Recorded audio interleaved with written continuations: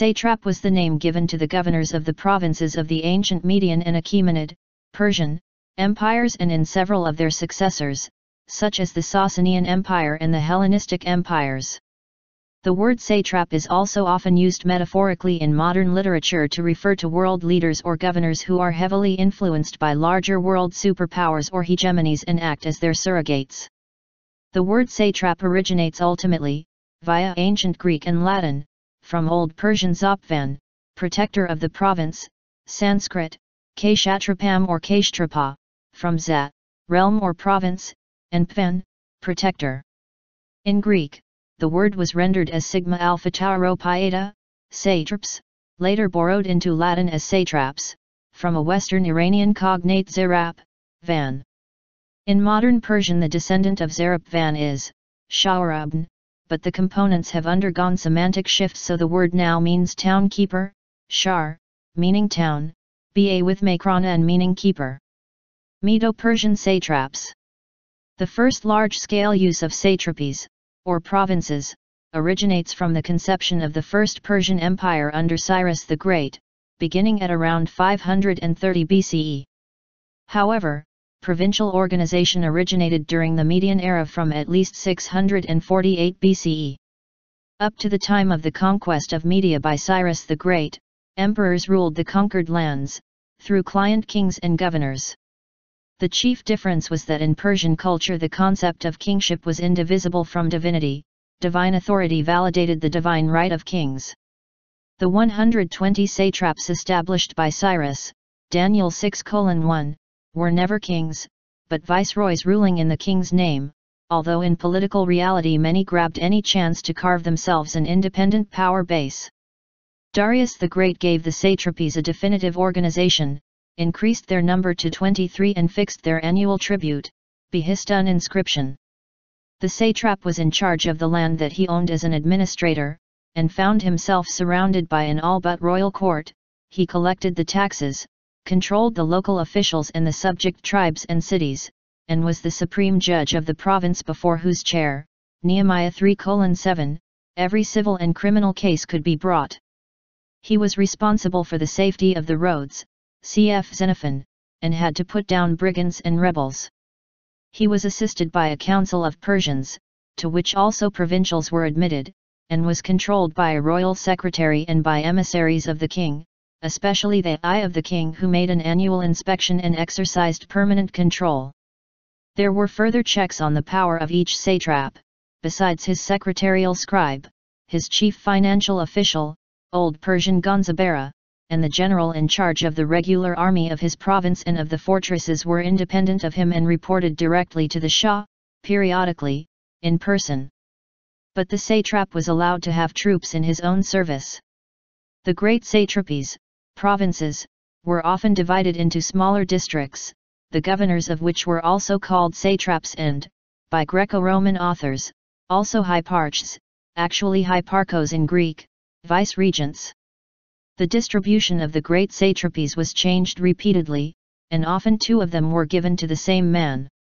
As the provinces were the result of consecutive conquests, the homeland had a special status, exempt from provincial tribute. Both primary and sub-satrapies were often defined by former states and/or ethno-religious identity.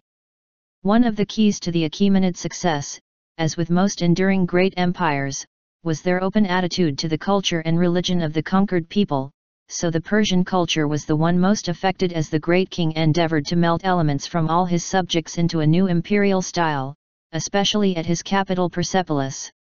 Whenever central authority in the empire weakened, the satrap often enjoyed practical independence, especially as it became customary to appoint him also as general-in-chief of the army district, contrary to the original rule.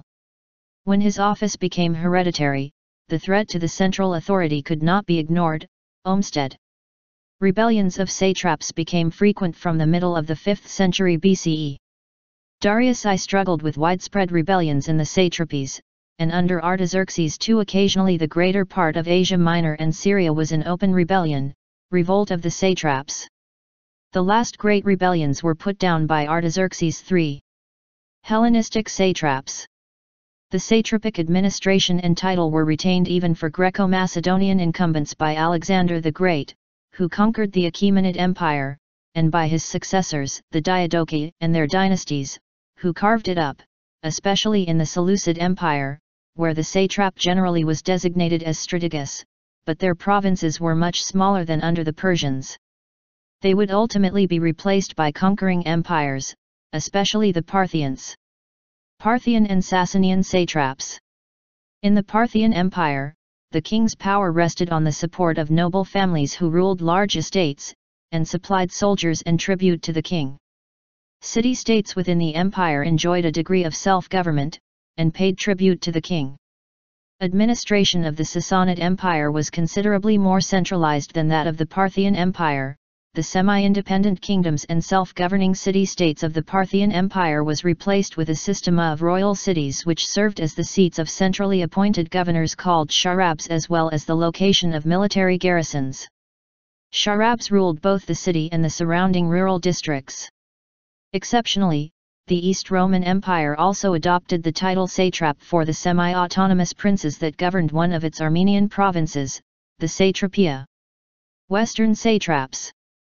The Western satraps or kshatrapas, 35 to 405 CE, were Saka rulers in the western and central part of the Sindh region of Pakistan, and the Saurashtra and Malwa regions of western India. They were contemporaneous with the Kushans who ruled the northern part of the subcontinent from the area of Peshawar and were possibly their overlords, and with the Satavahana, Andhra, who ruled in central India to their south and east and the Kushan state to their immediate west.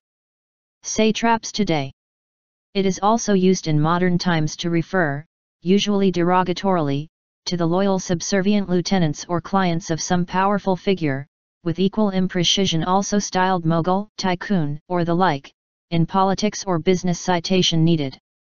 In the Portuguese and in the Spanish language the word satrapā carries not only the aforementioned ancient historical meaning, but in modern usage it also applies to people who abuse power or authority. It can refer as well to those living in luxurious and ostentatious conditions or to individuals who act astutely and even disloyally. The title is also used by the College of Pataphysics as transcendent satrap for certain of its members, among which were counted such peoples as Marcel Duchamp, Jean Baudrillard, and the Marx brothers.